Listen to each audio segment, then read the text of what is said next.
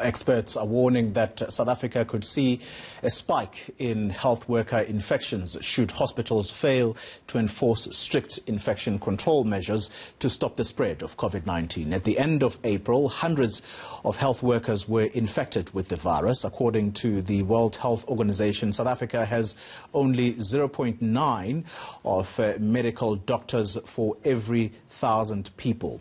Now, to discuss the preventative measures that can be put in place, I'm joined by Professor Francois Venter from the Wits Reproductive Health and HIV Institute. Prof, thank you very much for your time. I want to start off with the investigative report at St. Augustine's Hospital in Durban, which has come out to say two-thirds of infections at that hospital were those of health workers. My question to you, could hospitals, if they don't adhere to strict protocols, become the epicenter of this virus, particularly as we move into the next phase?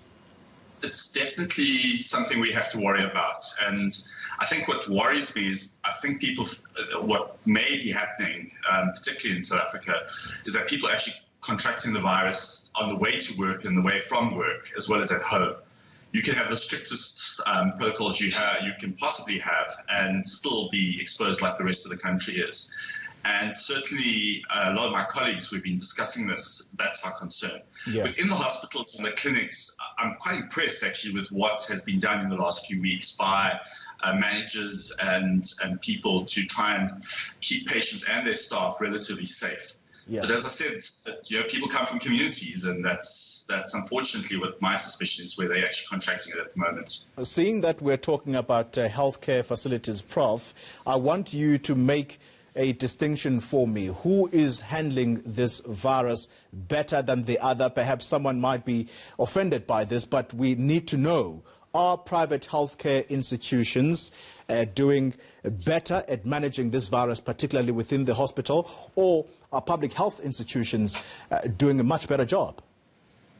Both. I must say, I've got a lot of colleagues working in both, and both actually seem to be trying their best and actually not doing a bad job from what I've heard.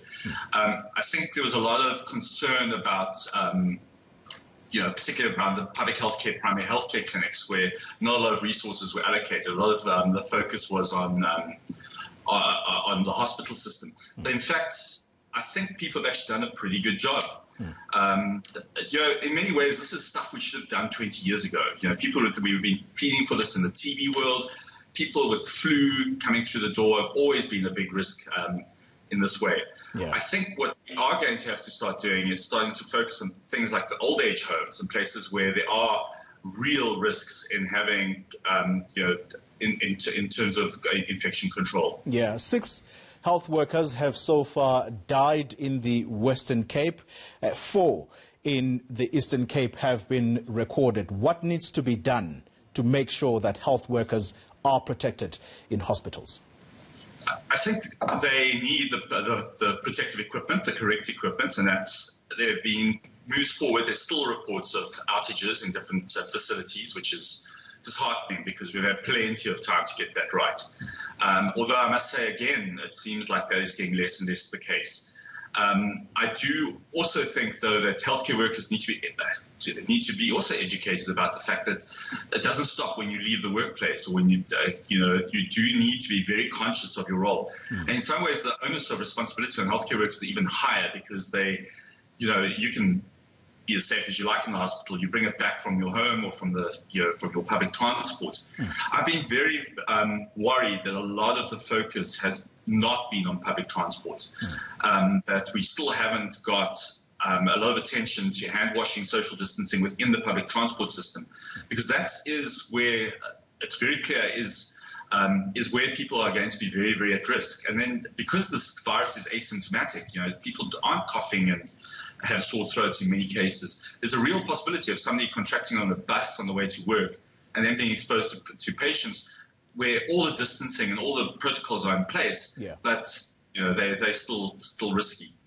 Prof, my understanding here, and you'll correct me if I'm wrong, you are part of the Ministerial Advisory Committee that's advising the Health Minister, and you've been one of those who've been very vocal about government not taking your work of advising them seriously. Two key issues are happening next week. We're moving to level 3. I want to know from you whether you think all provinces are ready to go to level 3, and I ask this with the Western Cape in mind.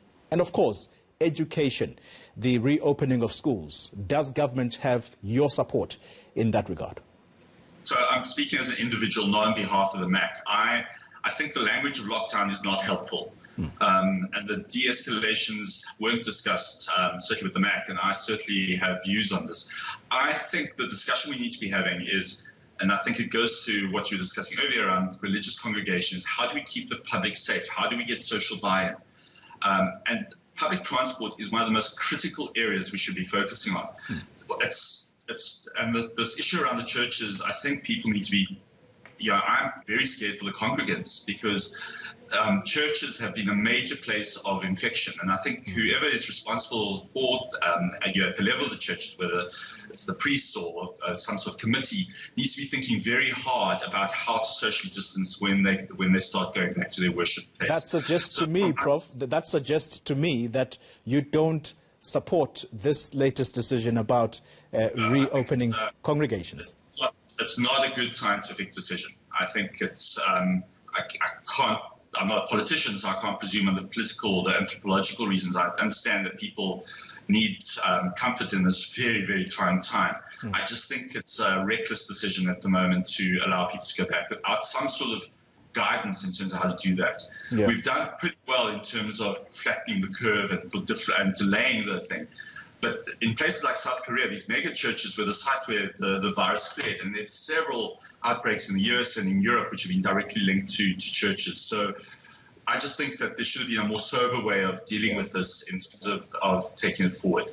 Prof, those are very strong views that you hold in as far as allowing for churches to reopen. But that strong view, I suspect people listening to you and me right now are saying you ought to hold the same view, surely, for the Western Cape province. It has 65% of the countrywide infection. Should they be going to level 3 or should they remain at level 4?